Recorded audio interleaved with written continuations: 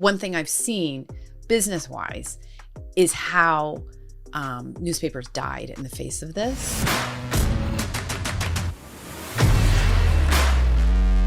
So as someone who's been in journalism for 30 years, I mean, I guess you've seen it all in terms of from print to digital, and from digital going good to digital. I say going bad, but I guess I'm talking about the demonetization to a degree, or what someone would call it democratization. Others would say it's just killed the business. I mean, how have you experienced that from your side of the table? God, I feel like I've just been perfectly positioned to see the whole thing, because I remember even in journalism school writing an article about the future of digital journalism and speaking to editors at Canadian newspapers, and they were saying, as far back then. I mean, I'm sorry. I'm not so I was in journalism school in as far back then. Yeah, journalism school in 1993, 94. And they were already talking about it back then. An editor of one of Canada's biggest newspapers told me, we're going to be reading a newspaper on the top of a mountain if you want. And of course that seemed crazy, but I don't know how the technology works.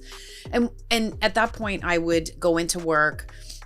In my first job, where I was an intern, we had one computer that you went on the internet, and all your news would come through the fax machine, and you would just get faxes, and then you would just call. That's how I started doing it. And I had maps, and I would have to drive out into the country and find a house or find an accident or find a sheep show or whatever. And then it slowly started working where we had the internet, and then I feel like I'm ancient, but then we got email addresses. In 1998, I think, was when we started using email addresses, and then that was great. And we're still laying out the paper, cutting pieces of paper, and they would have boards and have it all laid out. And then it slowly, I remember asking for a press release over the fax machine and someone saying, well, have you seen our website? And of course I was like, I don't want to go to your website because there's one computer and it's slow. And then it just took off. But one thing I've seen business-wise is how newspapers died in the face of this. And I think it was mostly, and I'm not, slamming the patriarchy or men or anything, but the editors that I had just never took it seriously.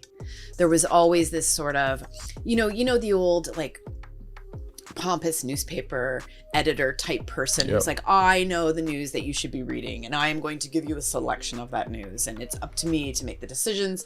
And it was extremely threatening to them, the democratization that came with digital, the digital revolution in news, right? Because all of a sudden people are telling you what they want to read rather than just reading what you give them.